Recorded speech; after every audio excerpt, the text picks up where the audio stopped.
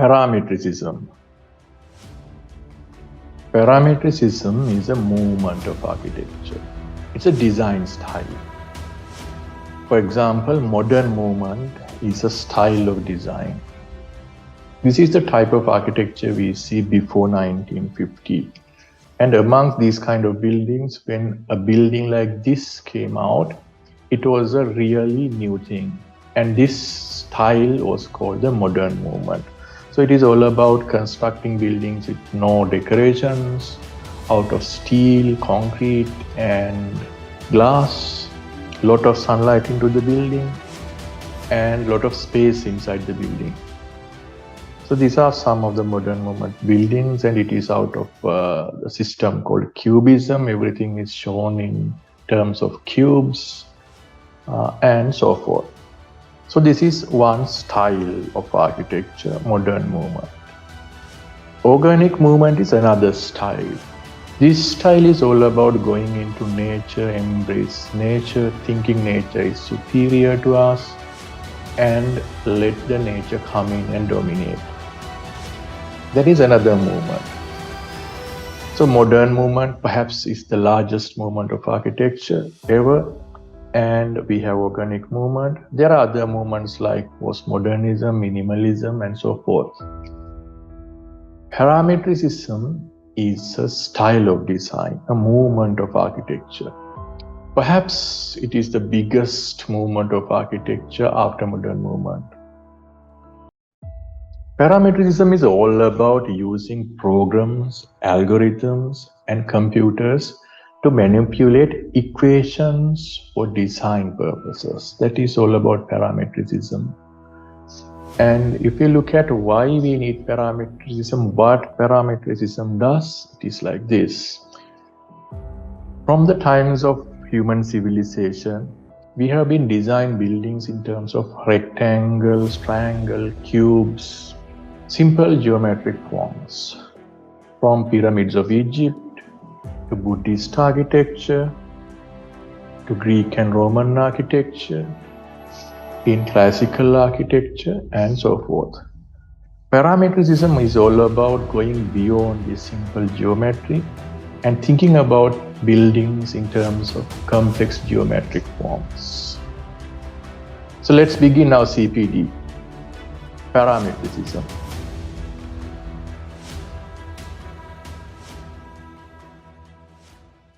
So it's, right. So we will continue.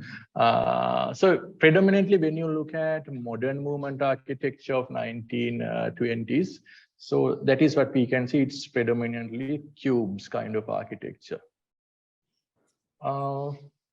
Thing is, there are many drawbacks we can identify in this style of architecture we have been practicing. It's not one style all throughout the human civilization. So these geometric forms are non-adaptive, non-sensitive, and they cannot merge. For example, since these are rigid geometric forms, since these are cubes and triangles and so forth, they can't take a different form. So for example, if there is a particular kind of movement of sun, so they can't respond to that sun's movement and then take form. So if there's particular kind of geometry in the city, they can't respond to that and then take a form out of it. So if there's one particular kind of wind movement, can these buildings twist and take a different form? They cannot do that. So that is the drawback we see in this kind of rigid geometric buildings. But if you look at anything designed by nature, so if you look at a mountain sitting on a terrain or your nose sitting on your face, if you look at anything like that, they cannot be described with a simple geometric form or combination of geometric forms. You can approximate it, but you can't describe them with simple geometric forms. Those forms are usually sensibly formed to suit the function they perform and to be one with the context they emerge. So there are no defined edges that show the boundary between them and the context. And instead of, this is the important thing, instead of standing as separate individual elements like our buildings, they are merged with the context they inherent and they have become one with it. So that is what we can see when we look at anything designed by nature. So why can't we design like nature does? So this is the cities we see right now in the world. Most of the cities are like that. And if you consider any of the buildings, yes, there's a lot of thinking going into that. But if you look at the overall composition of the city, what is the level of thinking that has gone in? It is almost nothing.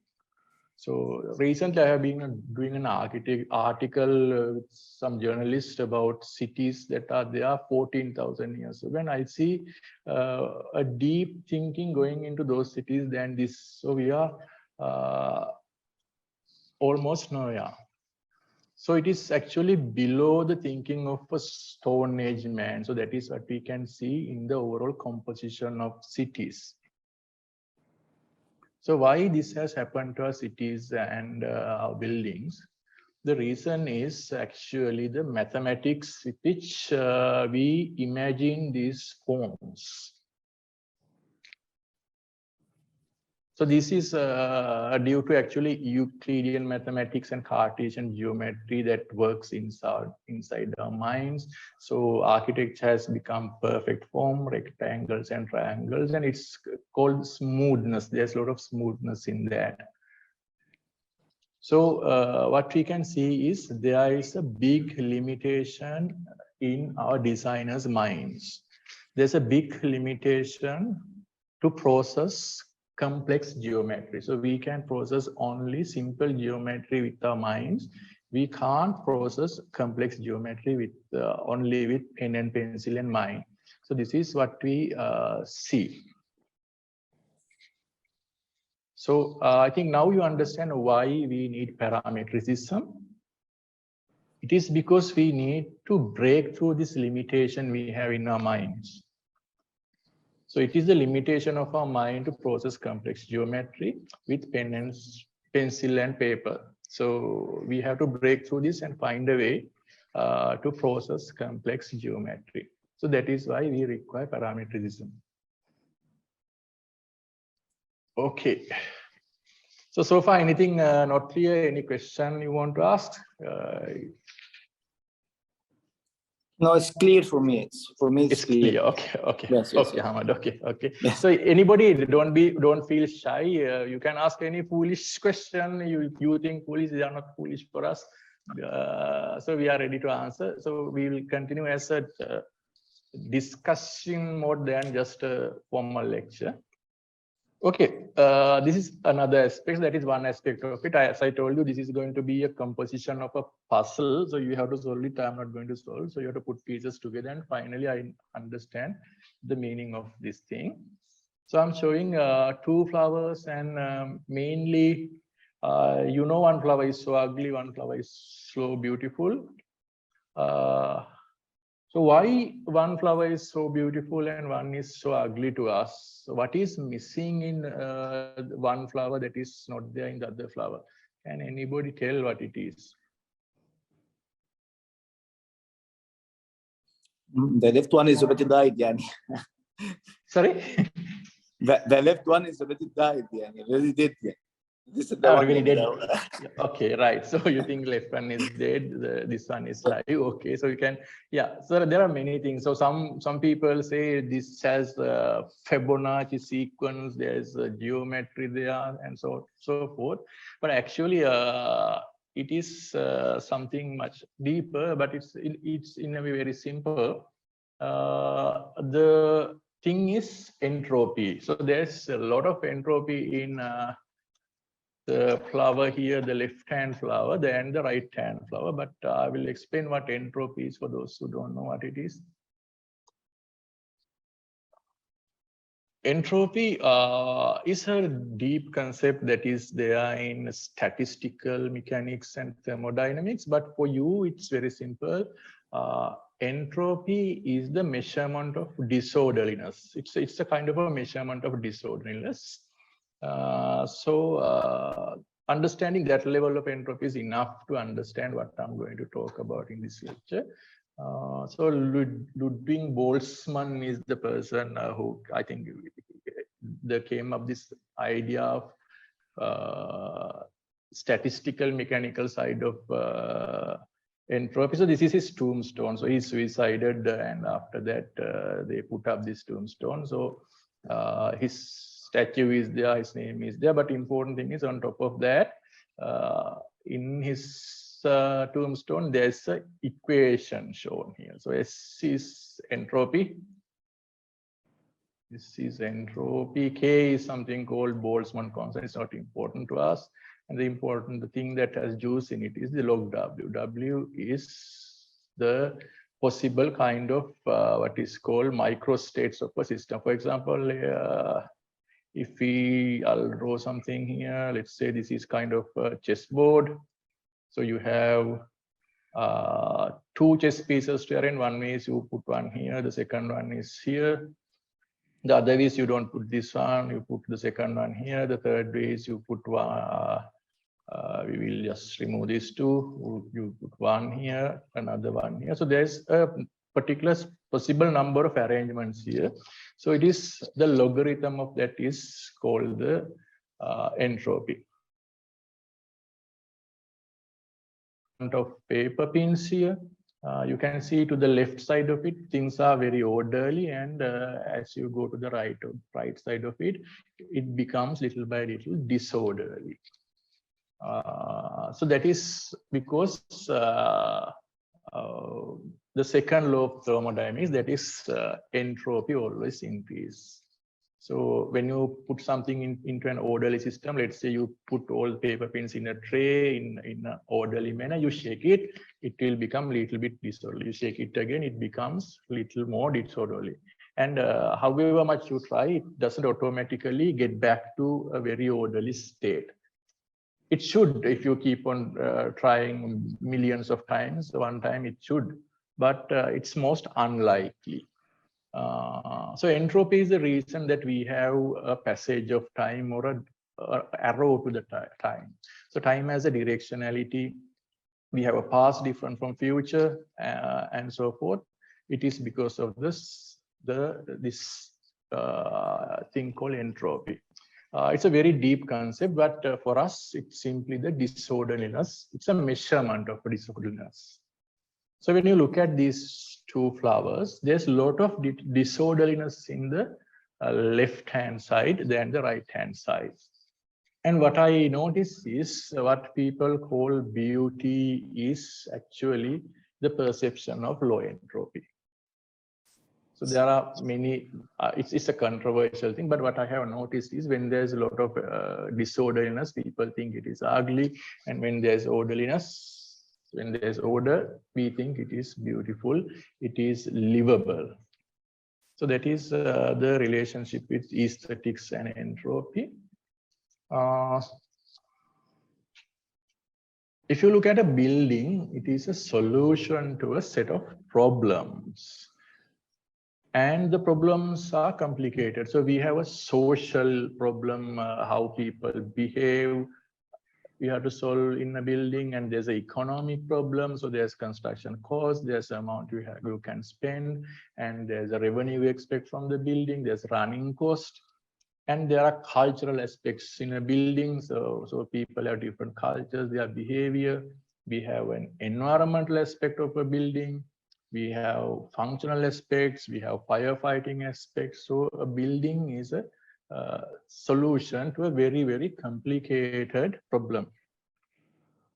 Thing is, if you solve these problems individually, you take the social problem, you solve it, you take the economic problem, you second solve it. And if you try to solve these problems like that, one by one, the answer becomes very, very complicated. So this is how Indians have solved the problem of telecommunication and electricity. So you can see it becomes very complicated. And there is very high entropy there. It's complicated, doesn't make sense, and those kind of places are not livable. So architects, now we have found a good solution to this. Simple. We forget the problems, we put up a cube. So we don't respond to the social problem and take form out of that. We don't take the environmental problem. We don't synthesize both problems, and then out of that we don't create forms out of it, spaces out of it. We just put a simple cube, and there's low entropy. It's very simple and elegant, and we solve the problem. But is that the way nature solves problems? For example, this flower is also a solution to a very complicated set of problems. It has to reproduce itself. So the idea of having this kind of a flower is it generates another generation of flowers of the same kind. It has environmental problems. It has functional problems. So water supply, how to supply water to this, how to supply nutrition to this to grow. So all those are equally complicated problems. But if you look at this solution, it's a very simple solution. And there's low entropy here. The thing is, it is possible to solve this social, economic, cultural, environmental, functional, etc., and come up with an elegant solution. So that is what parametricism does. But the thing is, you cannot do it only with human mind. You need something else additional. We need an enormous computational power to do that. I will explain why and how. So how to get this enormous computational power? You can do it. One is, this is the way Elon Musk is trying to do it. Tesla company, you know about this project? Am I correct? Yes. Yeah, so it is Neuralink. So this is how they think they can solve it. So Neuralink is, you can see this is a transmitter, or this is a processor, what this man is holding here in his hand. And these are very tiny cables coming out, and this part you have to forget because it's just holding it. And when you what you do is you open the brain here and then fix this on your head. So this is what it happens. This is the cortex of the brain, and this is the transmitter. So it is connected in different places to the brain, and then this is how you wear the computer. And they think when you do that, you can remember all of things. You can use the processing power of it, and you become a better person. So that is what they think. This will not work. This will not work because the problem we have is not about how to connect our brains to computers. That is not the problem we have. We are actually already connected to computers. So when I look at the computer screen, a lot of information falls through my eyes to my brain. It is a problem about our inability to use this connection. So that is the problem we are facing. To make the processing power of the computer into a part of our thinking process. Is our mind ready to do that? So that is the problem. How to join our mind with the computer? How to become one with computer? So that is the barrier, that is the problem we have. So that is another part of the puzzle. So keep it with you. And now I'm going to talk about a little bit about mathematics. So this is about postmodern mathematics in engineering, basically. So this is Galileo. So this is the kind of mathematics he's talking about. So he has a ramp like this. Where's my cursor? Yeah, it's here. So V is here. So yeah, somewhere I can't see. Yeah, V is the velocity. So that is the speed this ball is rolling, and we'll forget about this U. It's not important. And what he says is V is equal to kind of thing called acceleration and into time. Acceleration is the speed velocity increases. So if this thing is ramp is so steep, acceleration is so high. So if let's say he managed to adjust the height of this ramp so that A is 1. So we'll simplify this equation. What this means is velocity is equal to time. So he brings his ball here, keep it here at time is 0. What is this velocity? According to this equation, V is t 0. So let's say this is after 1 second. So what is the velocity? Velocity is 1. So after 2 seconds, velocity will be 2. It's moving faster. So Galileo can do this kind of calculations. But if you ask him, Galileo, we have a ramp like this. What is the velocity when this ball reaches somewhere here? He can't answer that question. But this is the kind of forms we have in nature mostly. So we don't have straight lines like this. We have curves, circles, and so forth. And this acceleration varies in different places. So here acceleration is high. When you come here, it is not moving. There's no acceleration to any direction because gravity is going like that. And here acceleration is negative. So how to do this kind of calculation? So this is before Newtonian, this is the kind of mathematics we had. And Newton and Leibniz, when they come with this fantastic system called calculus, the modern engineering mathematics began, and it is calculus all throughout right up to now. That is mainly all about physics and engineering. So now we can calculate everything.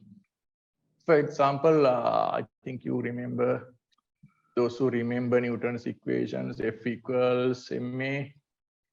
So let's think this mass of this planet is 1.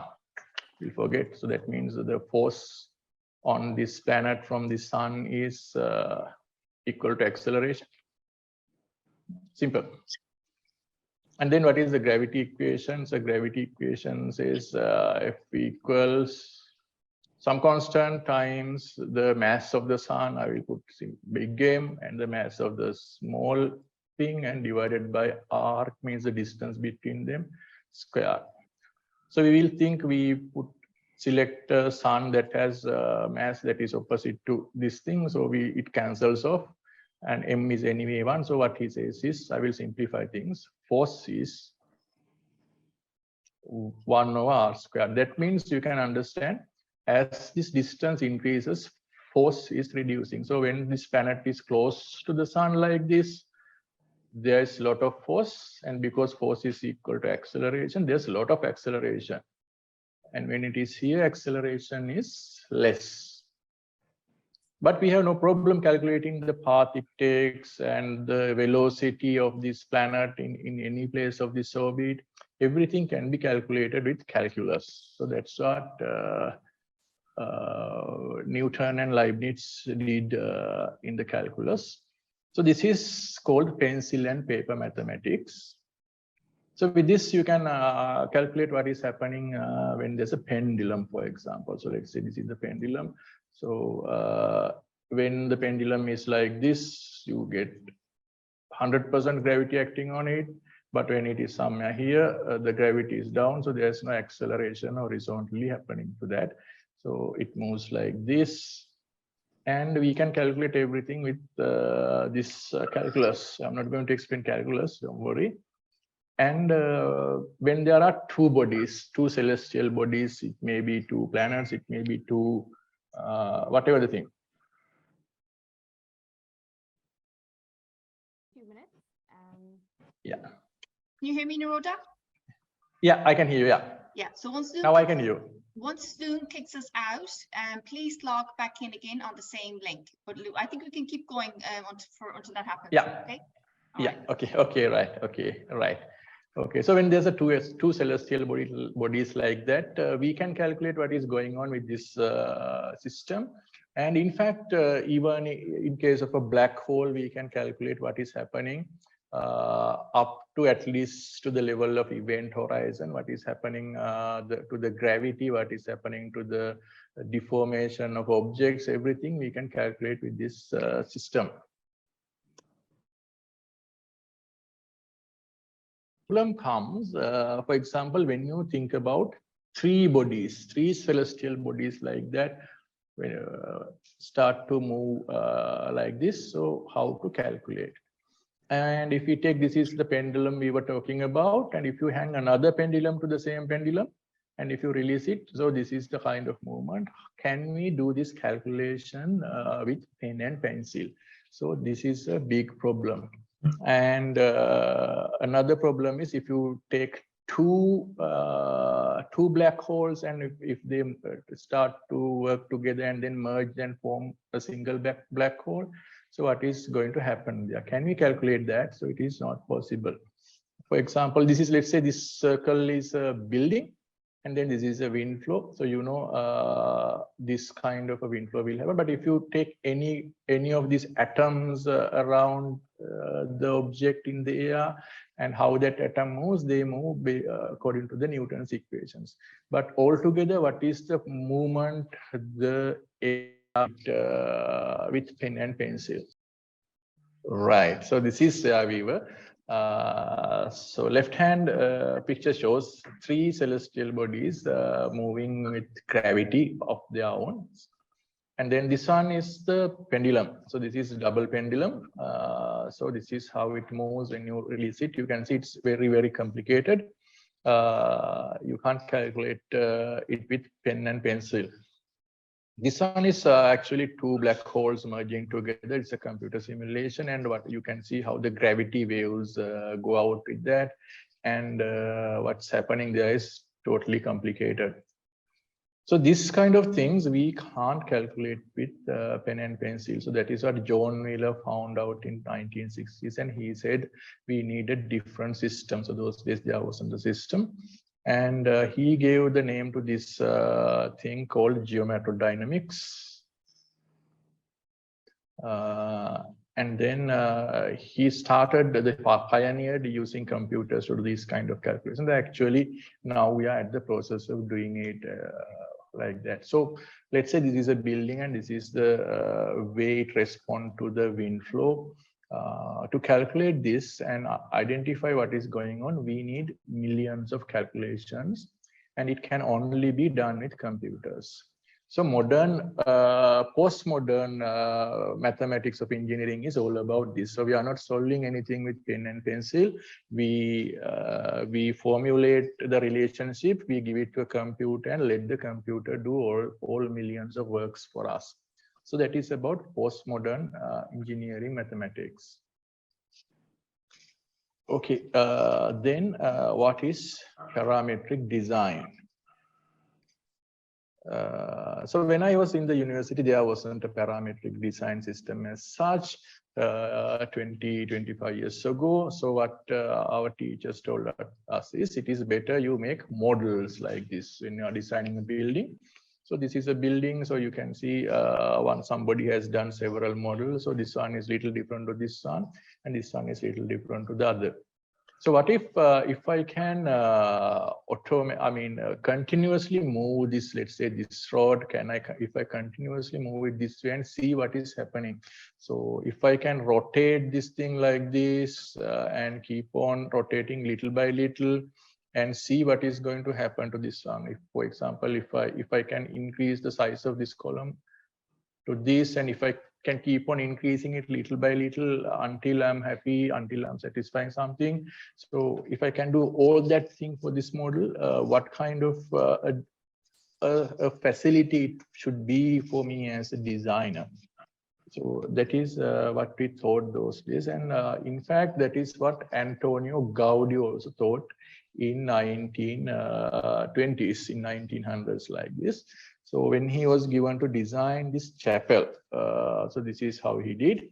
So what you see here is what he has done is on the ceiling he has hanged some weights. So these are some weights with cables, and then this is the form of the chapel, upside down.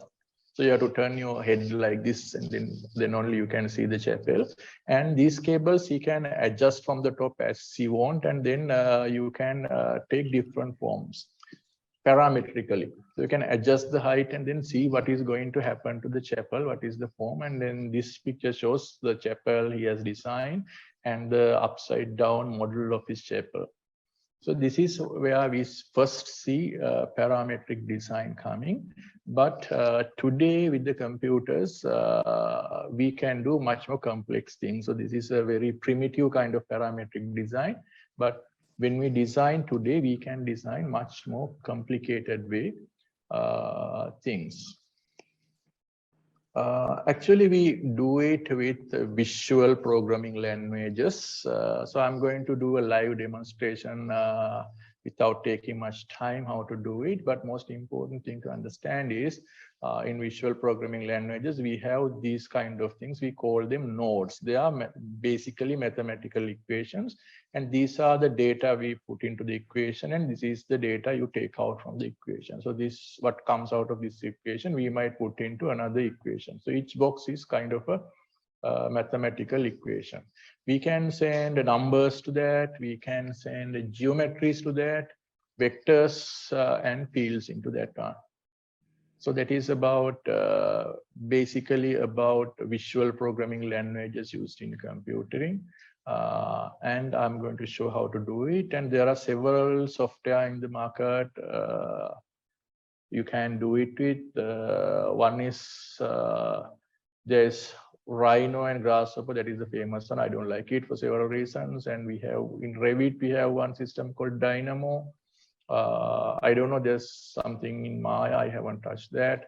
Houdini is a very good software. And there was a very good one in Blender add-on called Switch of Nodes, because it is Russian. Now they have stopped that. But Blender Geometry Nodes, this one is a very good one. So I'm going to show how to do it with that. Okay, so far, any questions you can ask?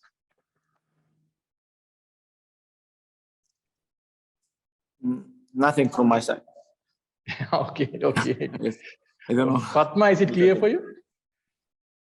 Little bit. Of course, we need to go through this presentation deeply. And of course, I believe that you will send this presentation to us by mail. Okay. Definitely, we will do that. We will do that. Yes, we will send the presentation, yes. and we will send the recorded link also to you. Then you can, if you want to listen, you can listen, and you can watch the presentation also. Okay. Yes, because all of this information we cannot. At times it's difficult to grasp. lecture. I understand. I think it's difficult to grasp. Especially me as a civil engineer, not architectural. Okay, right. Understood. So what I'll do is I will do a simple live demonstration how this is working.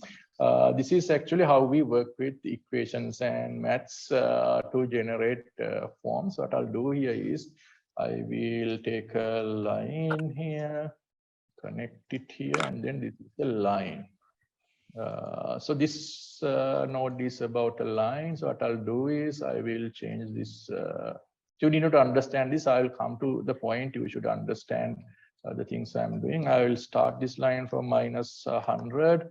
I will end this in plus 100, and I don't want this enter. So that's like. So I will go here. So this is the line. So it's not very much clear to you. So what I'll do is I will put some points in this line. So you will see the end and the beginning of the line, which is the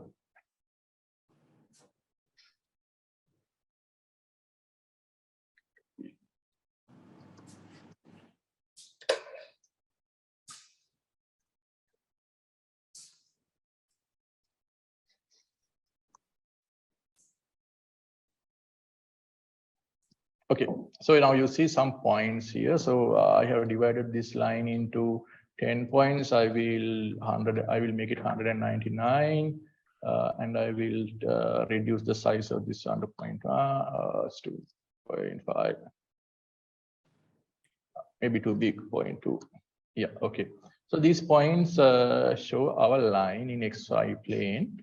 So if I draw this is your y's direction, and this is our x direction. Okay, so this is a line. Okay, then what I'll do is I will do some nasty thing. Still, you need to understand what I'm doing. What I'll do is I'll put here.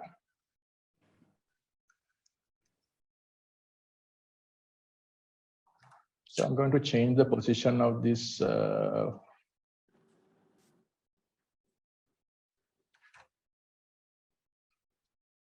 You will understand the meaning of this a little while after I'm completing this. Just bear with me for a while. Position, I will put.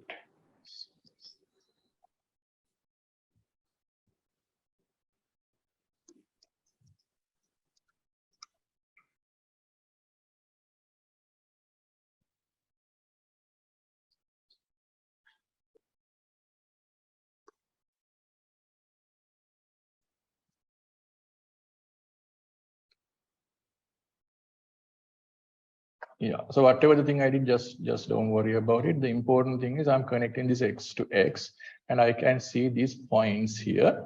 So this is x is 0. This is x is 1. This is x is 2, and this is when x is 3. Okay, so this is x direction. So what is y when x is 0? Y is 0. Am I correct? When x is 1, y is 0. X is 2, y is 0. X is 3. Wherever goes, y is 0. So this is the equation. Y is 0. So this is how to play with equations in this geometry node system. So if I want to say y equals x, how to do that? So when x is 1, I want y to be 1. X is 2, y to be 2. So I can simply do that. So you can see in this one, let me take this. In this one, this is y and this is x. So if when I connect x to y, here's the equation. So this is y equals x. So I will, let me take this a little bit away.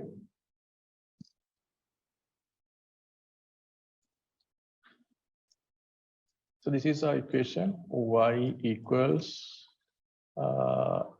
x. But what if I want to change this angle like this, wherever I want? Let's say I want y equals 2x. It's simple. I'll take math node here. I will put it here, and I will multiply this by 2.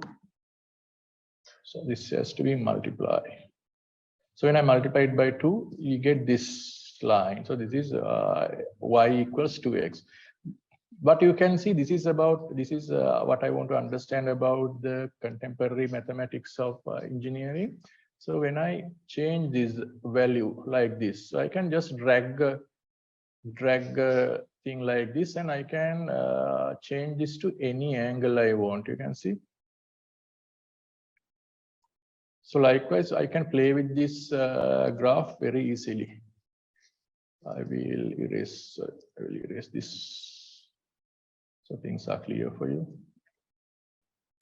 So if I want to add something to this one to represent x equals, now let's say this is x equals ax plus b. So I think most of you are engineers and quantity surveyors, you know this kind of equations. So I can convert this into that kind of equation easily. I'll add something to the same thing like this. I will need to multiply, add. Then I can add any number to this like this, and I can move this anywhere. So all the equations in this form, the first order equations, we can represent like this.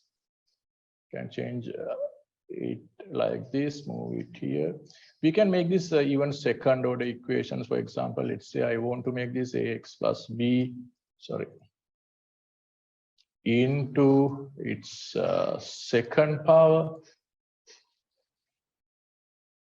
That's so easy to do. I'll move this here. So what comes here is a times x plus b, and what I'll do is I will add another node here. I will put this to power. I'll put this to power 2, and I will reduce this to 1 for the time being. I'll reduce this also to 0. So this is the form of it. So you can see I will put 0.2 here, which is nice. So this is the equation. So instead of putting this into power, so let's say I want to, instead of putting this to power, I want this to be sine value of this. So I want y equals sine x plus b. So what I'll do is I'll simply change this to sine. Here we have the sine curve. So if I want to change the amplitude of this, I can, what I do is I will put another multiply node. I'll increase this. Here we have the sine wave. And when I keep on changing, so for example, when I change this, the wave moves this way and that way, okay. So if I change this one, it's too fast. It's too fast for me. So what I'll do is I'll take another one. This is just to slow the thing down. I will multiply this 0.01, connect this here. And you can see how this sine wave is, now this is the frequency of the wave. So it changes with this sun. Okay, so far we are working on 2 dimensions. So what I'll do is I will change this to the 3rd dimension. I will rotate it like this. So we have now xy, not only xy, we have z direction also. So what I'll do is I will simplify this. I will copy these two. I'm going to give some value to the z. So right now we are working with x and y. So what happens when we add something to the z? So I will give the same one here, but instead of sine, I will change this to cosine now. Now, if I connect this to z direction, wow. We have a fantastic spiral here. So with changing of these numbers, you can see we can play with this spiral.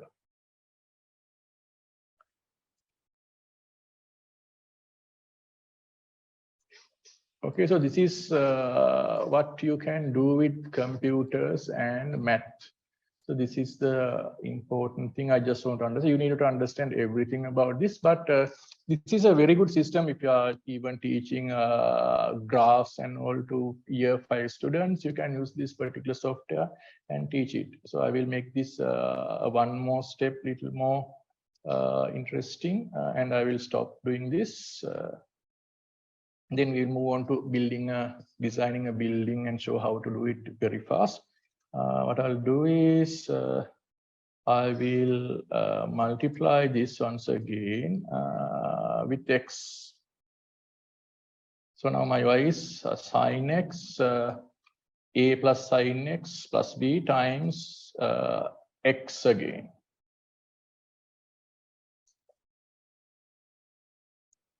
Okay, so let me do the same thing to y also.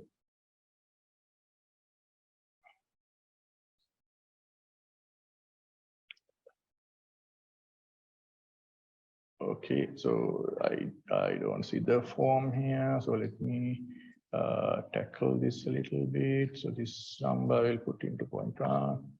Here, here we have a beautiful different form. So as x increases, you can see its size is increasing. So I can I just connect these 2 things together, then it's easy for me to operate it from one place.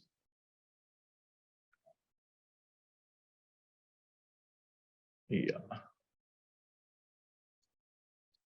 So if it is clear to you, so this is a beautiful form you can play with. You can twist it the way we want, and so forth. So this is a graph. You can see it's simply a mathematical graph, but we can now artistically play with this graph, and we can admire the beauty of these equations we are writing. So this is very hard to do with pencil and paper. So that is the main thing. So I will convert straight away this thing into a building. I will disconnect this from here. It's not required for me. What I'll do is I'm going to convert this into a building and then show you how to do it. So to do that, I'm going to do a few changes for my line. I'm not going to, I don't want it to be going X direction. I want it to be going Z direction. Let's say we want it to have 3 meter height from floor to floor, and I'll change this to offset, and I want to have let's say 20 floors. So this is the vertical line of the backbone of my building. So you can see now instead of X, I'm using Z direction. So this is the building, and this point shows the position of the building's floors. What I'll do is, instead of this sphere I have connected here, I'll remove this. I will add some floors here. I will add a cube here for the instance, and let's say it's 15 meter by 15 meter floors, and thickness, let's keep it 1 meter for the beauty, otherwise 600 is the standard size. So we are building here. So let's see how we can play with this building. Let's see. I will increase the number of floors like this, or I can change the floor to floor height like this.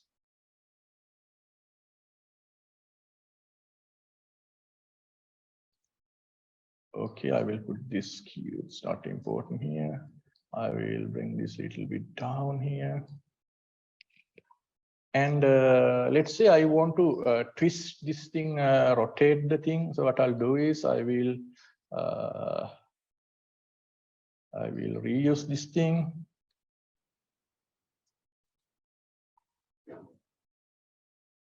I want this building to be rotated around Z axis, so I want to twist this. So what I'll do is I will take this part also, Shift T. I will take copy of this. I'll bring this here. And if I connect, because this is Z is the thing that is now acting, I'm going to connect in Z to Z. So it twisted, you can see. So Z is a number now, 1 here, 0 here, 1, 2, 3, 4, 5, 6. So likewise, it is rotating. So if I want to adjust this rotation, it's easy for me. I will just do a multiplication node here. With this, I can, it's rotating too fast. What I'll do is I will slow it down. Another one. This is nothing. This is just slowing the thing down. And I can rotate the thing the way I want. Yeah, I can show you how to give this a different form to this building, but I'm not going to do all those things. So I can increase, let's say I'll increase the number of floors a lot. So this is a twisted tower. Likewise, when we adjust these numbers, we can play with this and then see multiple solutions to the problem. So this is something much advanced than what Antonio Gaudi has done. So we can do all the things we can adjust and then see what's going on. For example, this is a project these days we are working on. This is in Colombo Port City. So this is the building we have designed. So I'll go to the geometry nodes and I will first show you some renderings of this building, I suppose. Yeah. These are some of the renderings of this project. You can see we have 5 buildings, same style, but in different heights.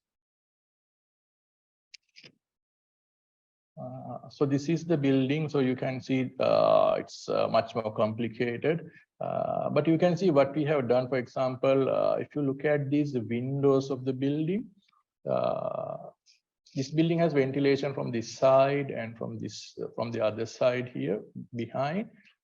And when it comes to floors somewhere there, you need not to have any openings here because you get sufficient ventilation from back and front. But as the width of the building increases, as it grows bigger at the center, we need more ventilation. We need some openings here. So this required size of opening changes with height like this, with the form of the building. So let's see what happens. What happens when I adjust the number of floors? Building grows and it comes down. So I just adjust this number here, and you can see it adjusts the number of floors, it adjusts these sizes, it adjusts everything, it adjusts handrails, it adjusts windows, everything is adjusted with that. So there are many things we can adjust in this one. I'm not going to go to details, but everything, the window sizes, the parameters I told you, the balconies, everything of this building, we can parametrically adjust like that and then come up with the right solution we require. So roughly that is all about how we do this thing.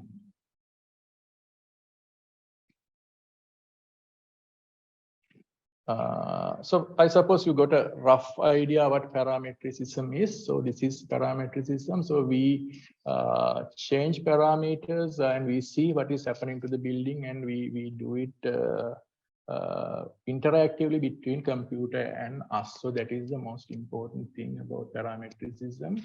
And I will just tell you what is not parametric design also. That is something very important our design team understand. These things, BIM and CAD they are talking about, these are not parametric design tools. So these are not design tools at all. These are building information documentation tools. You can't design with that. They are not design tools. Actually, creating a design tool like I have shown is difficult, and it's difficult to earn money by selling them. So these people who do this software, what they do is they promote these documentation tools to designers, saying these are design tools. So be careful of them. And the test is, ask yourself, is it better than a piece of charcoal? So I can do wonderful things with a piece of charcoal, but not with these softwares. So it is actually much less than a piece of charcoal or any of those softwares. When you start designing with them, you are less than a designer with a piece of charcoal. That is the important thing you must understand. They cripple your design ability. And if you look at people like us, we are easily on top of the industry. If you look at what others are designing, it is not because we are very talented people, we are clever. It is because almost everybody in the world are crippled. All the designers are crippled with these software sellers. So crippled by this. So that is what is going on in the world. So this is, I think, Ahmad, no, this is how they are talking about construction industry, the height of the design technology. Am I correct? Augmented reality. So you design everything. Am I correct? Yes. Yeah. So you get your workers wear this half blindfold sci-fi gadgematic. So this is a person like that. So I'll take my pointer, it's easy. So he wears this gadgematic, he goes to site, and this is what he sees. So he sees the reality plus the drawing on top of that, and he sees this particular nail there. So he takes his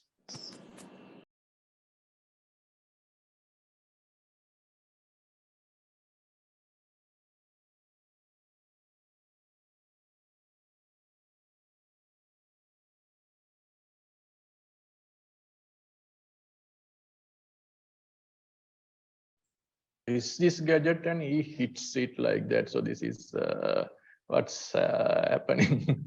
So is this technology required actually? So are our workers are idiots? So can't they read a drawing? So what I see is they are much versatile. They have worked on site, so to do this kind of a thing, what they need is a simple drawing, nothing else. So this technology is not required as much. So this is somebody using the same technology for a much useful way. That is what's happening in the industry. And then there's another thing they are promoting that is called computational design or generative design. So that is the name they are using, and it is not parametric design. So in that, what they do is you give all the parameters. For example, let's say you want to optimize the height of the building to the floor area, or you have to optimize the perimeter of the building to the floor area. You give those parameters, and then computer comes with a solution, a set of solutions, and then you choose out of that. The problem is a computer cannot understand these social issues, cultural issues, human feelings, all those things, the design composes of all those that. So when you do designs with this, you are much less than a person with a piece of charcoal. So difference between these things, they talk about the computational design or generative design versus parametric design is, in parametric design, you are the one that solves the problem. You get computer to support your thinking. That is the difference. Dog wags the tail is one thing, tail wags the dog is some other terrible thing. Okay, in parametric design, this is what's happening. Mind and computer becomes one system. So when we design something, we interactively work between computer and mind, and then we come up with fantastic thing. So let the mind use the computer's ability to perform and billions of calculations per second, and use that to generate brilliant ideas. So that is what parametricism is about. So without computers, mind alone cannot think such great things. So great things like this flower, we can't think with only with our mind unless we have this enormous processing power of computational power. So this is what we recently designed in Abu Dhabi, this project brought by Saadi. So we did the concept design. So you can see it's a response to the atmosphere. People want the celebratory atmosphere. It's a response to structural support. We have 35 meters span, how to do a structure without columns, with such a span, and it's a response to the particular climate of Abu Dhabi. So the thing is, can we come up with this kind of a brilliant idea without support of computers? Can we do it with pen and paper? Can we do it with charcoal? I think no, we can't. So we came out with this idea. It didn't take even half an hour for us to do it. The graphic team took longer time. It's a different thing. But it is because of parametric design technology we have. So that's all about parametricism. I think you got a general understanding what it is. And it's time for questions and answer. Okay. Yeah, there's for 4 or 5 minutes left, and Aroda, people want to ask questions. Yeah, so just there's 4 or 5 minutes. You can quickly ask questions. The things that are in your mind, you can just say anything.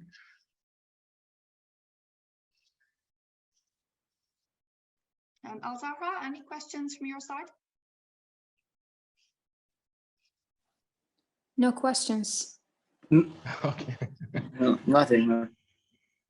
Okay, so are you now? Do you have a rough idea what parametric design and all those things? That is the important thing. Yes, little bit. Okay, okay, right. Just get Yes. some exactly. Yeah. We have an idea now. Yeah, so that is the importance. Yeah, so that when you go and explain somebody why our company is little different to others, so this is one of the big reasons, because only very few people in the world can tackle this. If you go through internet and try to find somebody who can do parametric design, it's very less. The thing is, to do this, you need about 6 years education in architecture, and then plus another at least 4 years education in engineering or mathematics or physics. So very few people have it, and our team can do it. So that is the most important thing. I didn't talk about complex things. I didn't talk about what is called complex geometries and all those things, differential geometry and all. It's just the basic equations I explained. And what I did in this Blender software, I think you can do it, and you can even train your child to do it, and they will understand mathematics and all with that easily. So that is a simple thing.